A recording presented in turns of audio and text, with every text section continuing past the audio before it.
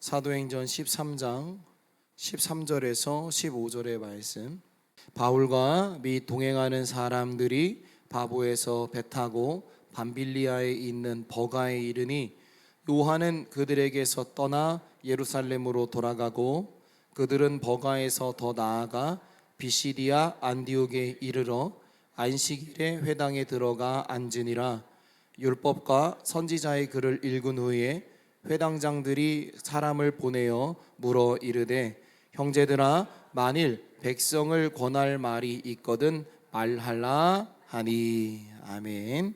오늘은 아주 간단하게 이 사도 바울의 제1차 전도 여행에서 나타나는 초기에 나타나는 아주 작은 행동 하나인데 그 행동과 행위 안에서 한번 영적으로 신앙적으로 고민을 좀 해봤으면 좋겠다라는 생각으로 이렇게 말씀을 준비하게 됐습니다. 말씀을 준비하면서 하나님, 우리가 이 모든 상황들이 우리에게 펼쳐지고 있는데 우리가 넘어서야 합니다라는 주제를 갖고 말씀을 나눌 건데, 주님, 우리가 넘어서려면 어떠한 준비가 되어야 합니까? 라는 물음을 제 스스로에게 한 주간 동안 많이 했던 것 같아요.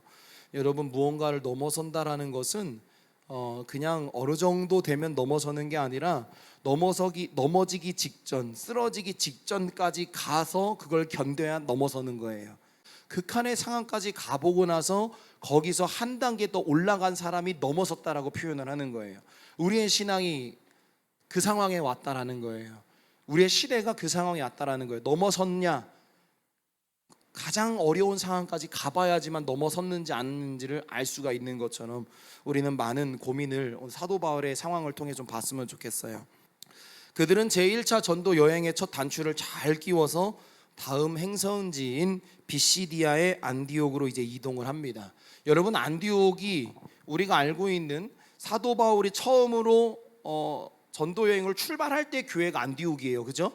그러면 비시디아의 안디옥은 뭐야? 라고 생각하실 수 있는데, 비시디아라는 지역의 안디옥 교회예요. 그러니까 안디옥 교회, 이 안디옥 교회하고 비시디아의 안디옥 교회를 혼동하면 안 됩니다. 그래서 안디옥 교회는 이제 바나바와 바울과 마가 요한이 파송받아 출발하는 그 거점지가 우리가 알고 있는 안디옥 교회고, 이제는 이들이 구브로로 들어가 거기서 복음을 전하고 다시 이제 버가로 들어가서 버가에서 비시디아 안디옥, 비시디아의 안디옥 교회로 들어간다라는 그런 개념을 여러분들이 가지셔야 합니다. 자, 이렇게 그들은 비시디아의 안디옥으로 이제 이동을 합니다. 비시디아의 안디옥으로 이동하기 위해서는 바보가 항구 도시라고 제가 얘기했죠. 번화한 항구 도시였어요. 그래서 거기서 배를 타고 이들이 어디로 이동을 하느냐? 오늘 성경이 이야기하고 있는 밤빌리아의 버가로 들어갑니다. 오늘 본문의 말씀을 보니까 비시디아의 안디옥에서 회당장들이, 자, 회당장도 아니에요. 회당장들이, 여러분, 회당이라는 곳이 뭐예요? 유대인들이 모여 예배하던 곳. 그러면은 회당이 하나, 둘, 셋, 넷 이렇게 다양하게 있었을 때 두 개만 있어도 복수니까 회당장 이 두 사람이 한 목소리가 되어서 회당장들 이렇게 표현을 하겠죠.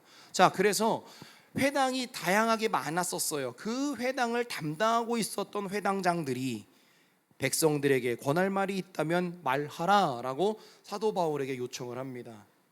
그래서 사도 바울이, 그래? 나에게 권한을 주는 거야? 말할 수 있는? 그럼 난 그 기회를 놓치지 않겠어 라는 마음을 갖고 사도 바울이 이제 일어나서 온 마음과 온 표정을 다, 온 손짓을 동원해서 이제 말을 하기를 시작을 합니다. 그 말이 16절부터 나오는 말씀이에요. 그래서 이 말씀, 복음되어졌었던 내용들을 다음 주에 우리가 나눌 건데 오늘은 잠깐 소개만 해드리려고 해요. 자, 바울의 복음의 내용은 총 세 가지로 구분을 할 수가 있는데, 첫 번째는 뭐냐? 출애굽 때부터 세례 요한 때까지 이스라엘 역사를 회고하면서 예수님께서 하나님이 오래전부터 약속하신 그리스도이심을 증거했습니다. 첫 번째로는. 두 번째로는 뭘 했느냐? 예수 그리스도의 십자가의 죽음과 부활 사실을 증거해요. 그래서 여기에 예루살렘의 유대인들과 종교 지도자들이 무제한 중에 빌라도하고 이제 합세를 해가지고 예수 그리스도를 십자가에 못 박혀 죽은 거, 그것이 잘못된 행위인데 그 행위조차도 성경에서는 예언의 한 과정이다, 그렇게 될 것이다라는 예언이었다, 예언적 말씀이었다라는 것을 이야기합니다. 그리고 죽어서 무덤에 장사된 예수님을 하나님이 살리셨다라는 것 또한 부활의 상황도 이제 전하게 됩니다. 그리고 세 번째로는 예수님의 부활은 분명히 목격한 증인들이 있다, 그 사실을 또 전파하게 됩니다. 그래서 자신들이 지금 전파하고 있는 이 모든 것들이 구약의 약속이다라는 것을 이제 다시금 이야기하고 있습니다. 그러면서 부활하신 예수님께서 성취되었다고 하는 것들을 이제 시편의 구절들을 이용해서 이제 말씀을 전하게 됩니다. 그것을 이제 다음 주에 우리가 보게 될 겁니다. 그래서 사도 바울은 예수 그리스도를 통해 의롭게 되는 소식을 전하는 복음, 이거를 수용해야 한다. 너희들이 유대인들아, 이걸 너희들이 받아들여야 된다. 결론적으로 아주 이것은 너희들이 잘못된 복음 안에 있었던 것인데 이걸 믿음으로 말미암아 새 사람이 될 수 있고 구원함을 얻을 수 있다. 그러니까 이거는 강력하게 믿어야 된다라는 것을 사도 바울이 유대인들에게 말씀을 선포하는 거예요. 자, 사도 바울은 복음을 전할 수 있는 기회를 무의미하게 사용하지 않았습니다. 유대인들이 가장 잘 알고 있는 구약의 역사를 갖고 그들에게 복음을 전합니다. 역사가 이렇게 흘러갔는데 거기에 메시아가 온다고 했는데 그 메시아가 내가 만난 주님이야. 유대인들이 원했었던 메시아는 어떤 메시아겠어요? 연약하고 나약한 이스라엘을 구원할 수 있는 가장 위대한 왕, 강력한 왕권을 갖고 있는 그런 정치적인 메시아가 오기를 소망했죠. 그런데 그들에게 오는 메시아는 그런 정치적인 메시아가 아니었어요. 영혼을 구원하는 메시아였죠. 그게 바로 예수 그리스도나라는 것을 사도 바울이 이제 선포를 하게 됩니다. 이렇게 비시디아의 안디옥에서 깊이 있게 복음이 선포되는데 저희는 오늘 집중해야 할 상황은 그 복음이 선포된 것 외에 바로 마가 요한의 태도입니다.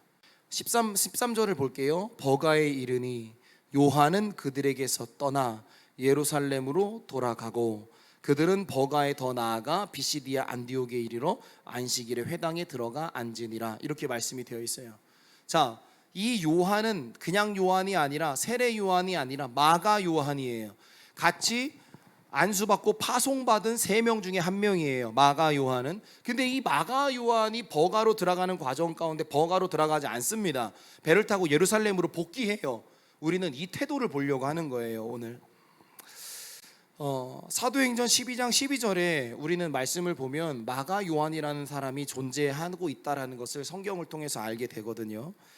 궁금하신 분들은 사도행전 12장 12절의 말씀을 보면 마가라는 요한이라는 표현이 나와 있는데 그 표현이 마가 요한입니다. 자, 그렇다면 방금 말씀드린 것처럼 마가 요한이 왜 예루살렘으로 되돌아간 걸까? 자, 마가 요한의 신분은 유대인이며 그리스도인입니다. 유대 그리스도인이에요. 다시 말해 유대인인데 예수님을 믿게 된 사람. 이해되십니까? 그 당시에는 유대인들이 많았죠. 그래서 유대인들이 율법으로 모여 그들이 구약의 메시아를 기대하며 모여 예배했었던 그 유대인들. 근데 이 유대인들 중에서도 훗날 예수님을 믿게 되고 복음을 접하는 사람들이 생기는데 그 사람 중에 한 명이 마가 요한이에요. 오랜 시간 유대의 관습에서 익숙한 그가 예수님을 믿게 되었습니다. 자, 여러분, 우리가 마가 요한이라는 사람이 유대인의 관습에서 오랫동안 배우고 살았다가 예수님을 믿게 되었는데 그 예수를 믿음과 동시에 이 사람이 예전의 관습을 다 버리고 예수님을 믿게 된 시점부터 예수님이 주시는 그런 가치와 이념과 생각과 법칙을 갖고 살아갈까요? 예전부터 갖고 왔었던 습관을 한순간에 버리기에는 쉽지 않아요. 그래서 이 마가 요한이 걱정이 되기를 시작을 합니다. 어떠한 걱정이 오느냐? 바로 다른 것이 아니라 유대인인 이 사람들은 오직 자기들에게만 소속되어져 있는 말씀이에요. 근데 이거를 이방인에게 말씀을 전한다, 이방에게 선교를 한다라는 것은 이들에게 있어서 굉장히 부담스러운 사건이었어요. 왜냐하면 하나님이 택한 받은 백성은 바로 우리뿐이니까, 우리만 택한 받은 거니까 우리에게 소속되는 말씀.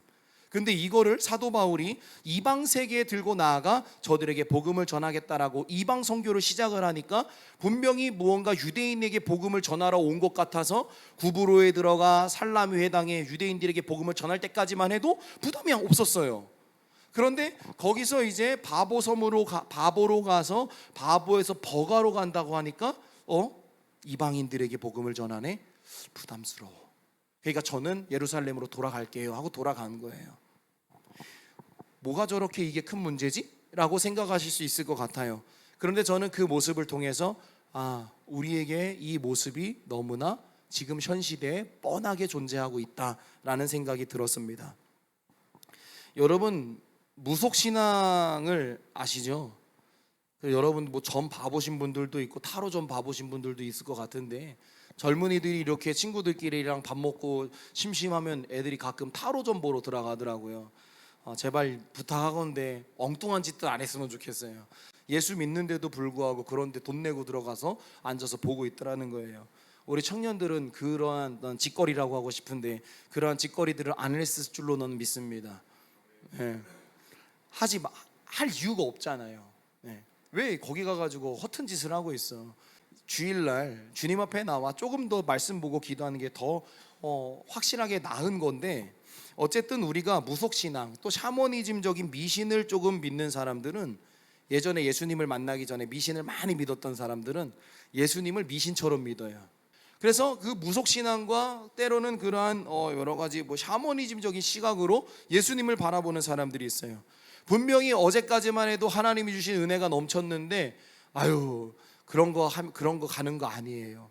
그런 거 하면 애가 어떻게 된다는데, 이런 쌀데기 없는 이야기들을 해요. 저는 그럴 때마다 되물어보고 싶어요. 당신은 예수 믿는 사람이냐? 정말 당신은 예수 믿는 사람이냐라고 묻고 싶은 게, 자꾸만 그런 말도 안 되는 이야기들을 우리가 말로 표현을 해요. 여러분 그렇게 표현할 때마다 점검 한번 해보세요. 내가 진짜 예수를 믿는 사람인가? 점검이 필요해요.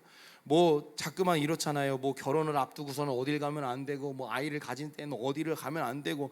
여러분 저희는 그거와 반대로 살았더니 다 잘 됐어요. 예? 저희는 저희 아이가 뱃속에 있을 때부터 목회하다 보면 장례 안 납니까? 목회하다 보면 가지 말아야 될 곳 가야 될 때가 있잖아요. 가요. 예배해요. 그러면은 뭐라겠어요. 어른들은 그런 데 가면 안 된다고 하는데 저희 다 다녔어요. 그러고 보면서 제가 항상 마음으로 이야기합니다. 두고 봐라. 거기 갔다고 잘못되나? 다 잘 되지. 난 예수 믿는 사람인데. 다행히도 저희 둘 아이는 그때 많은 사람들이 걱정했었던 그 우려를 반대로 잘 크고 있어요. 그래서 저는 이야기합니다. 말도 안 되는 행동들을 하지 않아야 된다. 우리는 그 행위 하나에도 굉장히 많은 고민을 해야 한다라는 생각을 저는 해봅니다. 그러니까 우리가 행동을 얼마나 소중히 여겨야 되느냐라는 것이 우리에게 필요하다라는 것이죠. 그래서 여러분 예수를 믿을 때에는 샤머니즘적인 사고방식과 무속신앙의 사고방식들은 미신적인 사고방식을 진짜 단칼에 잘라내야 됩니다. 이게 자꾸만 내 삶에 삐집고 들어오기 시작하잖아요. 그러면 도대체 예수는 뭔데? 예수라는 존재는 뭔데? 라는 질문을 꼭 던져야 돼요. 마가 요한의 믿음이 바나바와 바울에 비해 뛰어나다고 말하기는 조금 어려워요. 하지만 주의 일을 위해 파송을 받아서 결단하여 가지고 같이 이런 전도 여행에 떠난 그 모습을 볼 때에는 믿음이 연약하다라고 보기에는 좀 어려워요. 그러니까는 분명히 믿음은 있었던 거예요. 그런데 이 믿음이 자신의 예전에 있었던 구습과 관습까지도 완벽하게 딱 컨트롤하는 신앙은 아니었다라는 걸 우리가 볼 수 있겠죠.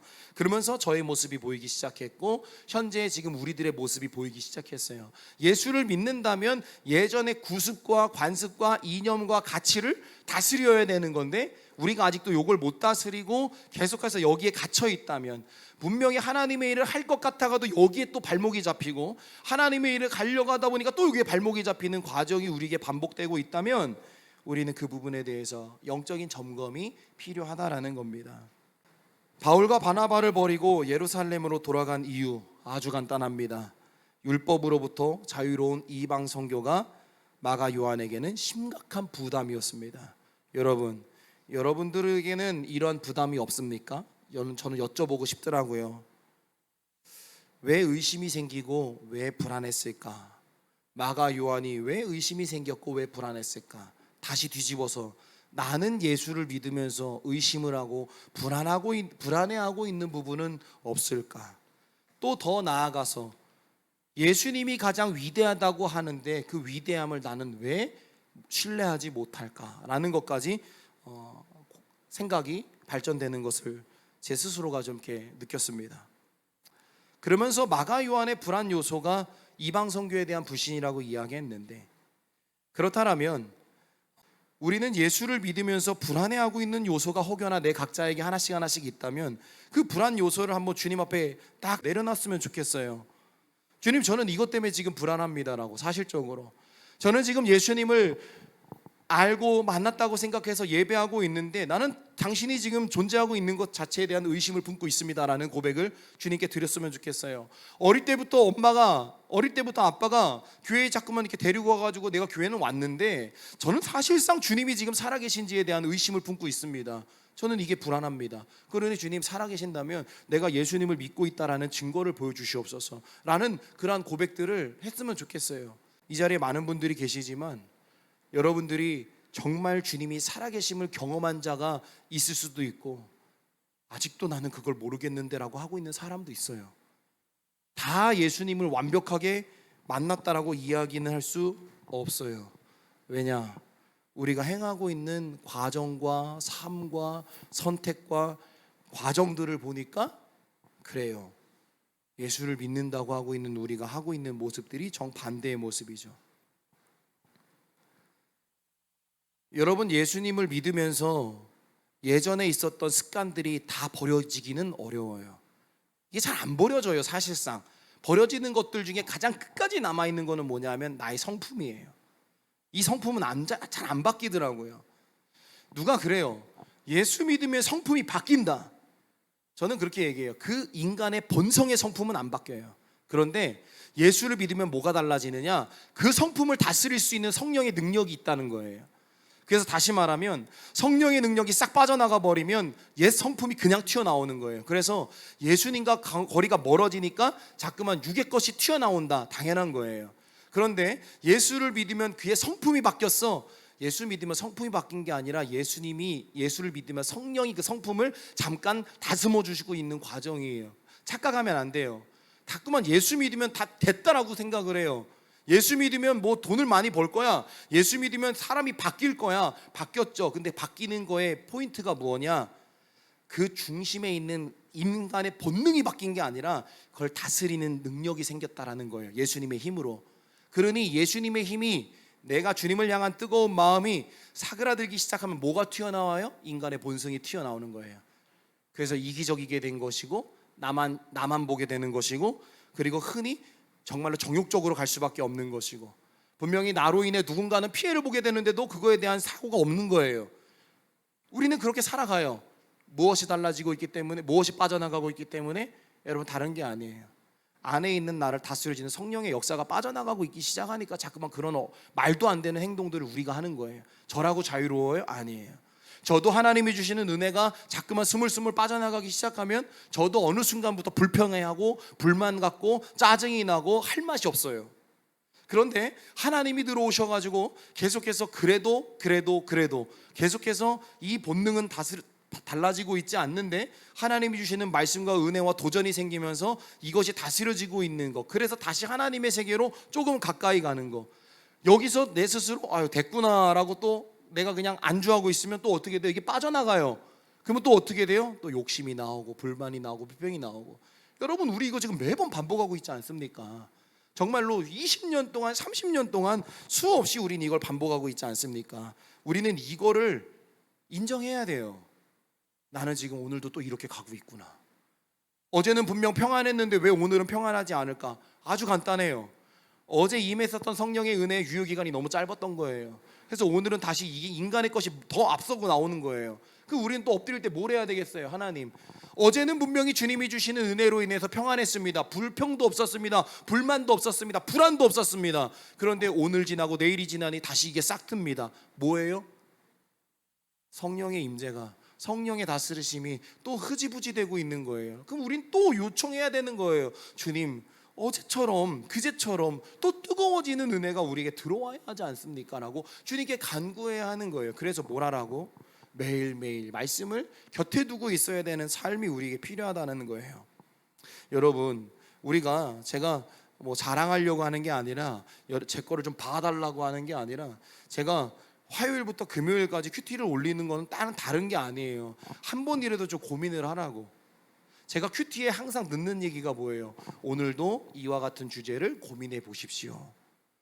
수없이 고민해 보자라는 거예요. 우리는 평생 고민해야 돼요. 예수 안에서는 고민이 고민에 고민을 낳고 고민이 나아야 돼요. 그래야 우리가 커집니다. 마가 요한이 유대의 교회 틀이 깨지지 않았으니까 굉장히 불안했던 거였는데요.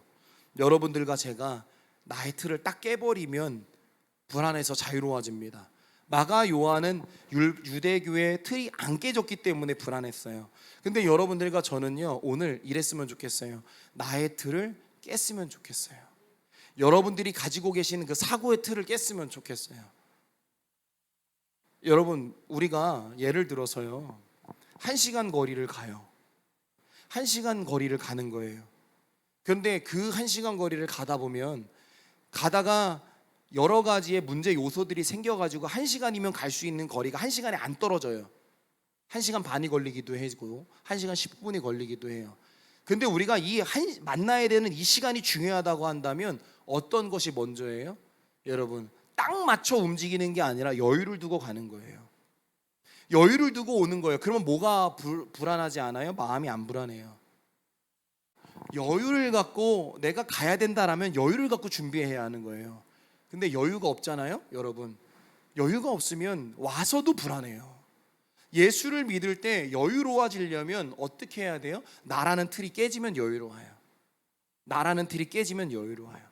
그리고 머릿속으로 항상 먼저 이 만남의 시간이 먼저라면 먼저 준비하게 되어 있어요. 그런데 이 만남이 먼저가 아니라면 바쁘게 준비할 필요가 없어지는 거예요. 그냥 대충 오는 거예요. 여러분, 예배 올 때에는 철저하게 떨리는 마음으로 준비가 되지 않으면 우리의 예배의 태도는, 우리가 예배에 가는 모든 것들은 온전할 수가 없어요. 이게 습관으로 굳어지기 시작하잖아요. 영도 습관으로 굳어요. 습관으로 예배 때 자꾸만 조는 사람들이 있어요. 그러면서 저에게 그래요. 목사님 피곤해가지고요. 그렇죠, 한두 번은 이해해요. 근데 1년 365일 졸잖아요. 그건 이해할 수가 없는 거야. 그거는 영이 잠자는 거예요. 제가 고등학교 내내 수요 예배만 앉으면 자요. 진짜 수요 예배 때 앉으면 자는 거예요. 근데 저희 아버지가 딱 한마디 하는 거예요. 피곤해? 공부를 많이 해서? 새벽에, 고등학교 때도 새벽 기도를 하고 학교를 갔으니까 그래서 피곤해서 조는 거야? 라고 물어봐요. 네. 나 그렇게 했으니까 네. 그런데요, 1년 내내 졸아요. 제가 1년 동안을 기다려주시던 아버지가 저를 딱 불러서 하는 말이, 건우야, 영이 죽으면 잔단다. 저에게 딱 한마디, 영이 죽으면 잔단다. 영이 죽으면 깨울 수가 없단다. 이 얘기가 딱 하는데요, 순간 흠칫한 거예요. 근데도요, 또 졸아요. 또 졸아. 그래서 그때부터 어떤 기도를 했냐면, 하나님, 졸리지 않게 해주세요. 이라는 기도를 유치하게 했어요. 졸리지 않게 해주세요. 그러면서 뭘 먹었냐면 커피 2잔을 마시기 시작했고요. 뭘 막 자양강장제를 먹고 들어와서 예배를 드려요. 그래도 또 졸아. 또 졸아. 이동근 권사님이라는 권사님이 지금은 사역을 하시는지 모르겠는데, 그분이 오셔서 제가 그런 고민을 얘기했어요. 권사님, 저는 수요 예배 때마다 너무 졸아요. 근데 그 권사님이 저의 어깨를 딱 만지면서, 이 어깨 위에 졸음의 마귀가 이렇게 많이 올라와 있는데 졸린 건 당연한 거 아닐까? 너가 고개가 숙여질 때마다 악한 영이 너의 고개를 계속 숙이고 있고, 졸릴 때마다 악한 영이 계속 네 머릿속에 잠을 주고 있는데 너 안 졸리는 게 이상하지.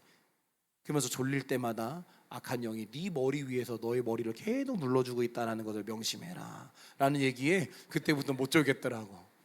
겁이 나니까 못 졸겠더라고요. 여러분, 이 행동 하나하나, 행위 하나하나는 우리가 깊이 보지 않으면 우리는 잘 몰라요. 근데 깊이 보셔야 깨져요. 다시 말해, 나를 깨버리는 것이 바로 그런 것들이에요. 습관과 모든 것들이 깨져야 할 줄로 믿습니다. 우리는 의심과 불안을 넘어서 더 악함으로 나아갈 때도 있습니다. 지금 우리의 시대가 현재 진행형인 것 아시죠? 예전에가 악했습니까? 아니에요. 지금이 제일 악해요. 여러분 매일매일 그러잖아요. 오, 이번 여름이 너무 더워. 이번 여름이 우리의 인생에 있어서 가장 시원한 여름이래요. 내년은 더 더울 거래요. 후년은 더 더울 거래요.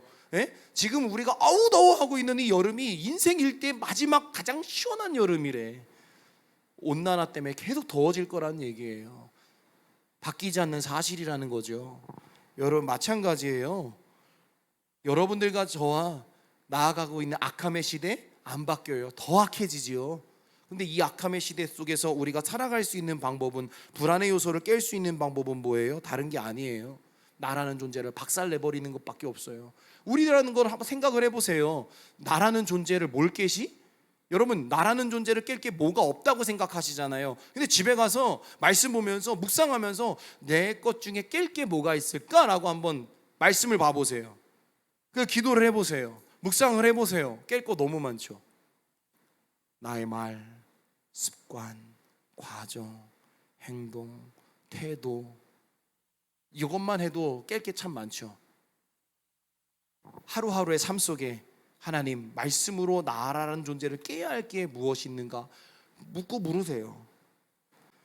여러분 마가 요한이 치사하게 돌아갔다고 해서 우리 손가락질하지만 마가 요한보다 우리가 더 치사할 때가 너무나 많다라는 것을 기억했으면 좋겠습니다.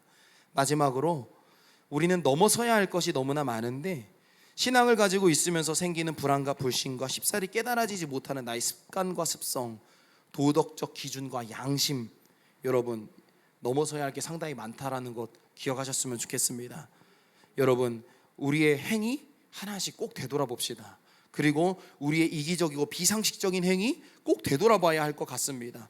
하나님이 우리에게 이 시대 속에 예수라는 존재를 알게 됐고 구원의 백성으로 살게 하시면서 수많은 사람들의 무리 안에 우리를 탁 던져 놓으셨는데 우리가 그들과 뭐가 다를까라는 걸 고민해 볼 때 다 똑같이 살고 있거든요. 뭐가 달라요? 다른 게 별로 없어요. 근데 세상 사람들이 하지 않는 행위를 우리는 하는 것이 필요한 거예요. 세상 사람들은 아무렇지도 않게 행동할 수 있는 것 속에서 우리는 영적인 무게감을 느끼는 거예요. 아, 이건 하지 말아야 되겠구나. 그런데 요즘에는 어떠한 일들이 벌어지냐면 예수를 모르는 사람인데도 불구하고 우리보다 훨씬 도덕적이고 인격적인 사람들이 많다라는 거예요. 우리 그때마다 회개해야 하는 거예요. 예수를 믿고 완전하다고 생각하는 우리가 예수를 모르고 살아가는 저들보다도 왜 완전하지 못할까? 왜 그들보다 더 나은 삶을 못 살까? 우리 이 부분에 대해서 왜 고민이 없는지 모르겠어요. 우리 고민해야 돼요. 저희 아이들이 이렇게 권사님들이 오실 때 안녕하세요 이렇게 인사하는 거 전 진짜 못마땅해요. 왜 못마땅하냐 하면 오시면 사람이 가가지고 앞에서 오셨어요 인사하는 게 맞지. 저는 진짜 용납이 안 돼요. 어른들에게 가서 안녕하세요 인사 네 복이지. 아니 그럼 머리라도 한 번 더 쓰다듬어 주실 거 아니야 권사님들이. 여러분 주님 앞에 찾아가가지고 주님 앞에 주님 제가 오늘도 뭘 하나를 깨부시려고 했거든요. 근데 주님 잘 안 돼요. 근데 주님 깨부실 수 있게 도와주세요. 아 매일매일 주님한테 가서 묻고 또 묻고 또 묻고 또 인사하세요. 그게 무엇이더라? 바로 그게 부르짖음이더라. 나의 머리로 다스리면 그 기준이 6이기 때문에 여러분 온전한 가이드가 안 됩니다. 여행 가면 가이드 때문에 신경질 날 때가 진짜 많습니다. 가이드는 자꾸만 자기가 편한 대로만 가려고 합니다. 그래서 여행을 좀 아는 우리가 여기보다는 여기를 좀 먼저 가면 안 돼요? 무조건 안 된대요. 가이드는 무조건 안 된대. 왜? 이렇게 가야 쉽거든요. 이렇게 갔다 오면은 귀찮으니까 이 가이드들이 무조건 이렇게 가야 된대. 그러면 좀 센 여행자들은 아니 내가 돈을 지불했는데 자꾸 당신이 안 된다고 하냐. 되냐 안 되냐, 가능하냐 불가능하냐. 가능하긴 한데 그러면 갑시다. 그럼 이제 센 여행자는 자기가 원하는 대로 가요. 근데 이 여행자보다 좀 더 센 가이드는 자기가 원하는 대로 안 하면 화를 내. 안 된다고요? 막 이러면서 화를 내. 가족 여행일 때는 좀 괜찮지만 단체 여행일 때 가이드가 이렇게 나오면 이거 싸우는 거예요. 그래서 여행 가서 우리 가이드 좋았어. 여행 행복해요. 우리 가이드가 아주 그냥 지 맘대로야. 그럼 여행이 불편해요. 여러분 삶에도 마찬가지예요. 여러분들이 여러분들의 삶의 가이드가 되시면 불행해요. 근데 예수님이 내 삶의 가이드가 되시면 불행할 수가 없어요. 근데 많은 사람들이 그래요. 예수님이 내 삶의 가이드면 너무 피곤하다고. 예수님이 내 삶의 가이드가 되면 너무 하지 말라는 게 많다고. 근데 왜 하지 말라겠어요? 왜 아니라고 말하겠어요? 왜 온전하라고 말하겠어요? 가이드는 우리를 사랑하거든요. 여행 가이드는 우리를 사랑하지 않아요. 여행 가이드는 우리에게 이익을 내기를 원해요. 근데 우리의 삶의 가이드신 여호와 하나님은 우리에게 이익을 내는 게 아니라 나를 살리고자 하시는 하나님이에요. 그렇기 때문에 가이드가 되시는 하나님한테 바짝 서 있으면 여러분들과 제 삶은 어떻게 되겠어요? 아름다울 수밖에 없겠죠. 여러분, 마지막으로 여러분들에게 권면드리는 것은 넘어설 때 우리가 생각하는 요것만 넘어서려고 하시지 마시고, 내가 아니라고 생각하고 있는, 뒤에다가 한참 밀어놓고 있는 그냥 쓴뿌리 같은 것들, 그렇죠? 그걸 넘어서기 위한 부르짖음의 삶을 주님 앞에 간곡히 부르짖으며 나아가실 수 있는 여러분들과 제가 되기를 소망을 합니다. 유대교의 틀을 깨버리지 못했던 마가 요한이 불안해했던 것처럼 우리의 틀이 깨지지 않으면 우리는 또 불안합니다. 그러니 오늘도 불안하지 않기 위해서, 의심하지 않기 위해서 우리는 내 자신을 넘어서기 위한 극한의 상황까지 예수의 이름으로 나아갈 수 있는 믿음의 백성들이 되기를 주의 이름으로 간절히 소망합니다. 기도하겠습니다.